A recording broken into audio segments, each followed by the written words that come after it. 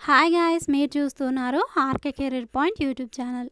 Friends, ఈ వీడియోలో ఈనాటి ప్రముఖ దినపత్రికల్లో వచ్చినటువంటి ముఖ్యమైన ఉద్యోగ వార్తలు మరియు ఈ రోజుకి సంబంధించినటువంటి ఇంపార్టెంట్ కరెంట్ అఫైర్స్ అప్డేట్స్ అయితే చూద్దాము.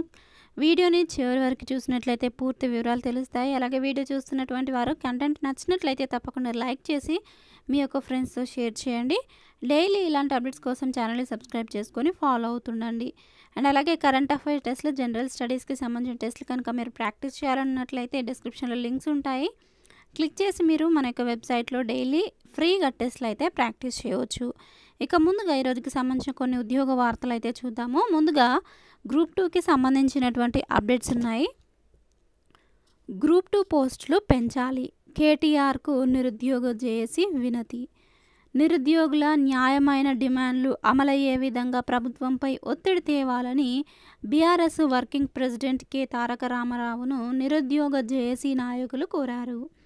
గ్రూప్ 2కు సన్నద్ధమవుతున్న నిరుద్యోగ అభ్యర్థులు శుక్రవారము తెలంగాణ భవన్లో కేటీఆర్ను కలిశారు. గ్రూప్ 2లో ఉద్యోగాల సంఖ్యను పెంచాలని, గ్రూప్ 1 మెయిన్స్కు 1:100 నిష్పత్తిలో అనుమతించే విధంగా ప్రభుత్వంపై నిరుద్యోగుల పక్షాన ఒత్తిడిని పెంచాలని కోరుతూ కేటీఆర్కు వినతి పత్రం అందజేశారు. నిరుద్యోగ జేఏసీగా తాము కూడా భవిష్యత్తులో కాంగ్రెస్ ప్రభుత్వంపై దశల వారీగా ఉద్యమాలకు కార్యాచరణ రూపొందిస్తున్నామని ఈ సందర్భంగా వారు కేటీఆర్కు వివరించారు. ఇక దీనిపై ప్రభుత్వం మరి ఎలాంటి నిర్ణయం తీసుకుంటుంది అనేది ఇంకా స్పష్టత అయితే రాలేదు, చూడాల్సింది. ఇక నెక్స్ట్ అప్డేట్ చూసినట్లయితే కనుక 7,000 స్టాఫ్ నర్సు జాబ్స్ ఇచ్చాము. త్వరలోనే అన్ని సర్కారు దవాఖానాల్లో పోస్టులు భర్తీ చేస్తాము. వివేక్ వెంకటస్వామి. ఇక వివరాలు చూసినట్లయితే 7,000 స్టాఫ్ నర్సు జాబ్స్ ఇచ్చాము. చెన్నూరు నియోజకవర్గంలో అక్రమంగా ఇసుకను రవాణా చేస్తే సహించేది లేదని వివేక్ వెంకటస్వామి హెచ్చరించారు.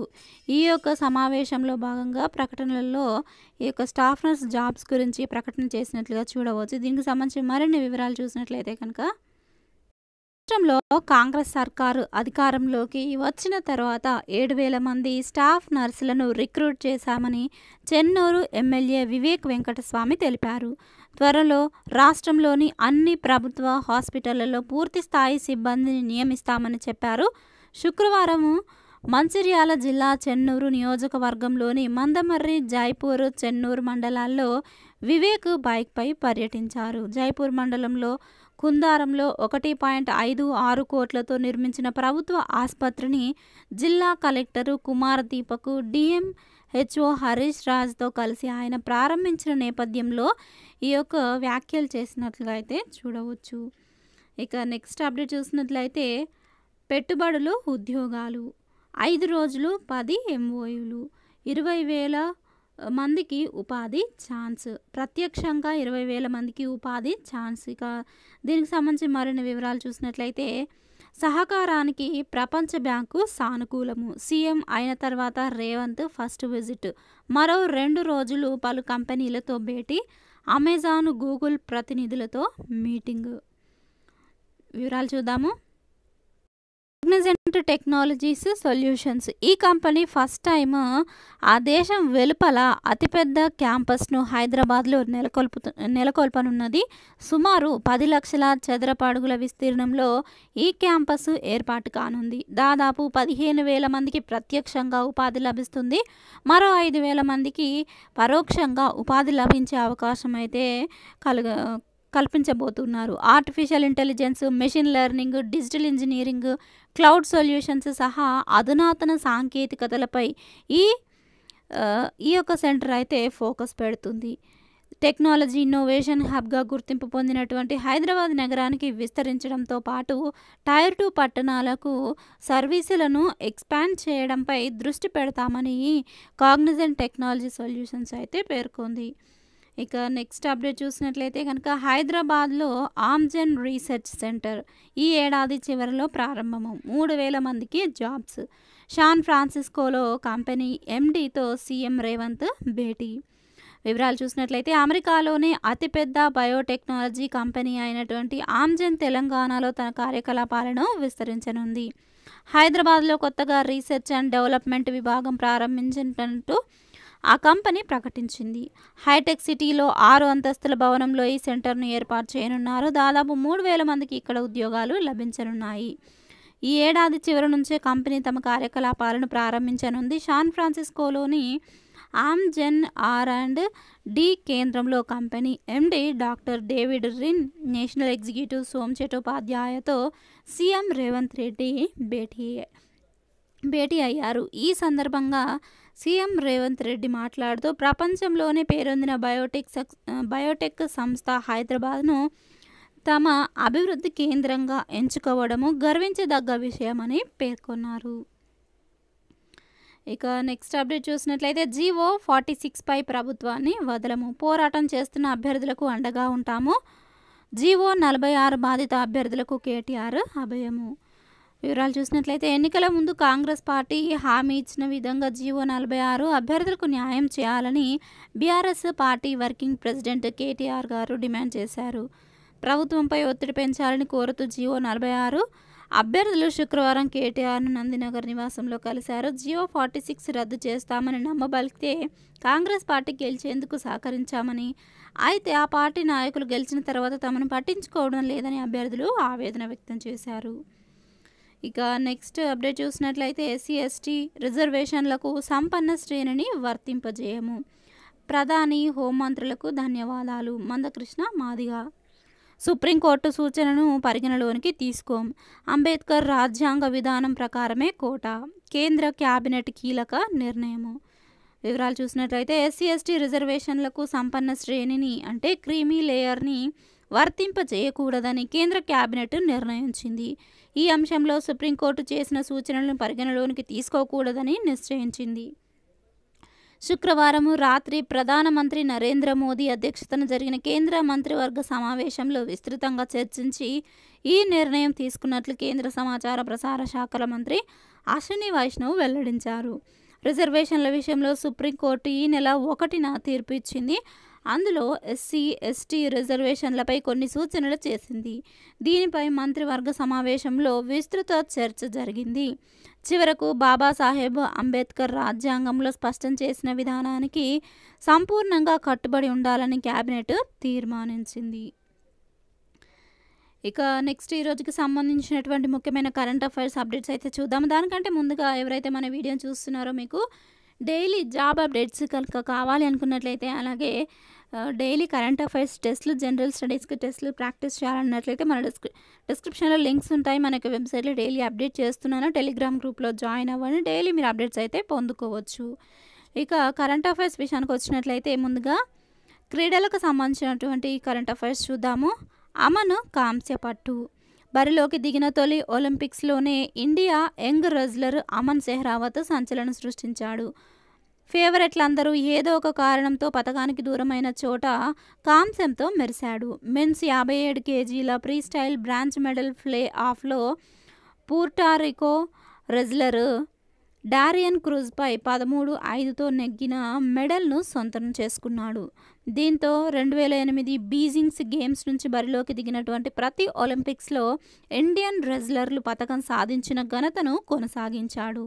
తాజా మెడల్తో పారిస్ గేమ్స్లో ఇండియా పతకాల సంఖ్య 6కు పెరిగింది. ఇక పతకాల పట్టికను సంబంధించిన పతకాల డీటెయిల్స్ అయితే చూద్దాము. ఏ దేశానికి సంబంధించి ఎన్ని పతకాలు ఉన్నాయనేది. అమెరికా వచ్చేసి టాప్లో ఉందండి, మొత్తం 111 పతకాలతో. బంగారం వచ్చేసి 33, వెండి పతకాలు అమెరికాకు 39, కాంస్యము 39. చైనా వచ్చేసి 2వ ప్లేస్లో ఉంది. ఆస్ట్రేలియా 3వ ప్లేస్లో ఉంది. చైనాకు మొత్తము 81 పతకాలు రాగా ఆస్ట్రేలియాకు మొత్తము 48 పతకాలతో 3వ స్థానంలో ఉంది. ఇక ఇండియా వచ్చేసి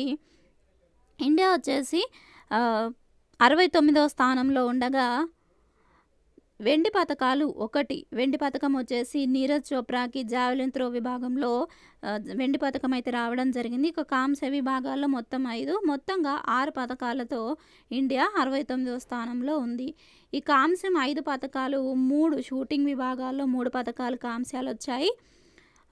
నెక్స్ట్ ఇంకొకటి వచ్చేసి హాకీ విభాగంలో 1 రావడం జరిగింది. ఇంకొకటి వచ్చేసి ఈ యొక్క రెజ్లింగ్లో అమన్ సెహ్రావత్కి ఒక పథకం అయితే రావడము జరిగింది. ఇక నెక్స్ట్ కరెంట్ అఫైర్స్ చూసినట్లయితే కనుక పతాకధారిగా శ్రీజేష్.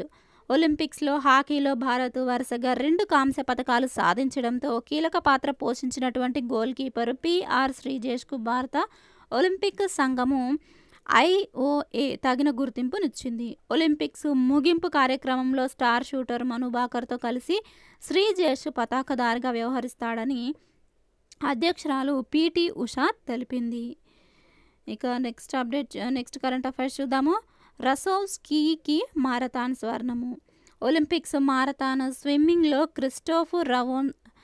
రసోవ్స్కీ విజేతగా నిలిచాడు. శుక్రవారము సెన్ నదిలో జరిగినటువంటి పురుషుల 10 కిలోమీటర్ల మారథాన్ స్విమ్మింగ్ రేస్ను రసోవ్స్కీ 1 గంట 50 నిమిషాల 52.7 సెకండ్లలో పూర్తి చేసి స్వర్ణ పతకము కైవసం చేసుకున్నాడు.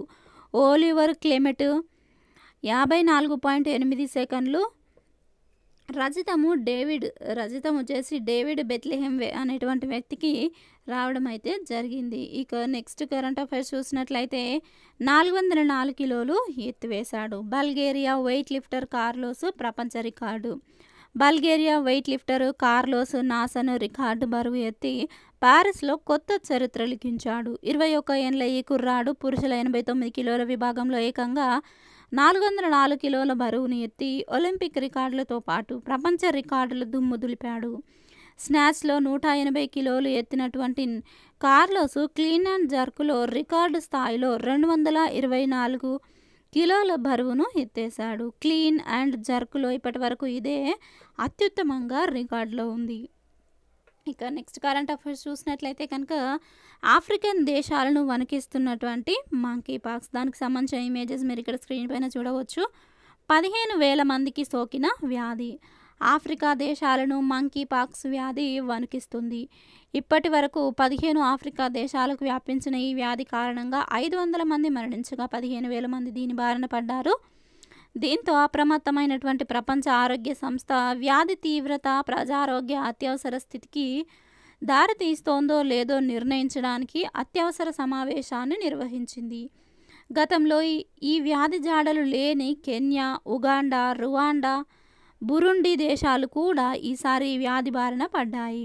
వేగంగా ఈ వ్యాధి వ్యాప్తి చెందడంపై WHO director general Tedros Adhanom ఆందోళన వ్యక్తం చేశారు. ఈ వ్యాధి జంతువులతో ప్రత్యక్ష సంబంధాల ద్వారా వ్యాపిస్తుంది. ఉడతలు వంటి చిన్న ప్రాణుల ద్వారా కూడా ఇది సోకుతుందని నిపుణులు తెలిపారు. అయితే కొత్త వేరియంట్ మానవుల ద్వారా ఒకరి నుంచి మరొకరికి సంక్రమిస్తుందని కూడా చెప్పారు. ఇక నెక్స్ట్ కరెంట్ అఫైర్స్ చూసినట్లయితే ఇరాక్లో బాలికల కనీస వివాహ వయస్సు 9కి తగ్గింపు. పార్లమెంట్లో ప్రభుత్వము బిల్లు. బాలికల కనీస వివాహ వయస్సును 18 నుంచి 9 ఏండ్లకు తగ్గిస్తూ ఇరాక్ ప్రభుత్వం పార్లమెంట్లో బిల్లును ప్రవేశపెట్టింది. ఈ ముసాయిదా బిల్లు ప్రకారము బాలుర వివాహ వయస్సును 15కు తగ్గించారు. ఇరాక్ ప్రవేశపెట్టినటువంటి ఈ కొత్త బిల్లు దేశాన్ని తిరోగమనంలోకి నెట్టేస్తుందని హ్యూమన్ రైట్స్ వాచ్ పరిశోధకుడు సారా షాన్బార్ ఆందోళన వ్యక్తం చేశారు. ఈ బిల్లు పౌరుల ప్రాథమిక హక్కులను దెబ్బతీస్తుందని తెలిపారు. ఇరాక్లో పెద్ద ఎత్తున బాల్య వివాహాలు జరుగుతున్నాయని మొదటి నుంచి ఆరోపణలు ఉన్నాయి. యూనిసెఫ్ నివేదిక ప్రకారం ప్రస్తుతం 20 నుంచి 24 ఏండ్ల మధ్య ఉన్న వారిలో 28% మందికి 18 ఏండ్లకు ముందే వివాహం అయింది. అలాగే 7% మందికి 15వ ఏడు వచ్చిన వెంటనే పెళ్లి జరిపించారు. ఇక నెక్స్ట్ కరెంట్ అఫైర్స్ చూసినట్లయితే కనుక వినేష్ పోగాట్ అప్పీల్పై విచారణ. కాస్ నిర్ణయాన్ని అమలు చేస్తాము. IOC chief. కాస్ ఏం తీర్పిస్తుందో చూడాల్సి ఉంది. పారిస్ ఒలింపిక్స్లో తనపై అనర్హతను సవాల్ చేస్తూ Bharat star wrestler Vinesh Phogat court of arbitration for sports అంటే కాస్ను ఆశ్రయించినటువంటి విషయం తెలిసిందే. వినేష్ అభ్యర్థులను స్వీకరించినటువంటి కాస్ శుక్రవారం విచారణ చేపట్టింది. పిటిషన్లో వినేష్ జాయింట్ సిల్వర్ మెడల్ ఇవ్వాలని కోరింది. ఈ కేసును CAS ad hoc division solo arbitrator doctor Annabelle బెన్నెట్కు బదిలీ చేసింది. దీనిపై సోలో ఆర్బిట్రేటర్ నిర్ణయం తీసుకుంటుందని తెలిపింది. శుక్రవారం దాదాపు 3 గంటల పాటు వాదనలు జరిగినట్టు తెలుస్తోంది. వినేష్ తరపున సీనియర్ న్యాయవాదులు తదితరులందరూ కూడా వాదనలు వినిపించారు. తుది నిర్ణయం ఒలింపిక్స్ ముగిసే నాటికి వెల్లడించే అవకాశం ఉన్నట్లుగా కాస్ పేర్కొంది. అయితే ఏ నిర్ణయం తీసుకుంటుంది అనేది ఇంకా వేచి చూడాల్సి ఉంది. సో ఫ్రెండ్స్ చూసారు కదా, ఇది ఈ రోజుకి సంబంధించినటువంటి ముఖ్యమైన ఉద్యోగ వార్తలు మరియు కరెంట్ అఫైర్స్ అప్డేట్స్. ఈ వివరాలు మీకు నచ్చినట్లయితే తప్పకుండా వీడియోని లైక్ చేయండి. ఇలాంటి అప్డేట్స్ కోసం మన ఛానల్ సబ్స్క్రైబ్ చేసుకొని ఫాలో అవుతుండండి. డైలీ ఇలాంటి అప్డేట్స్ కోసం టెలిగ్రామ్ గ్రూప్లో జాయిన్ అవ్వండి. Thank you friends. Thanks for watching this video. Have a nice day. Bye.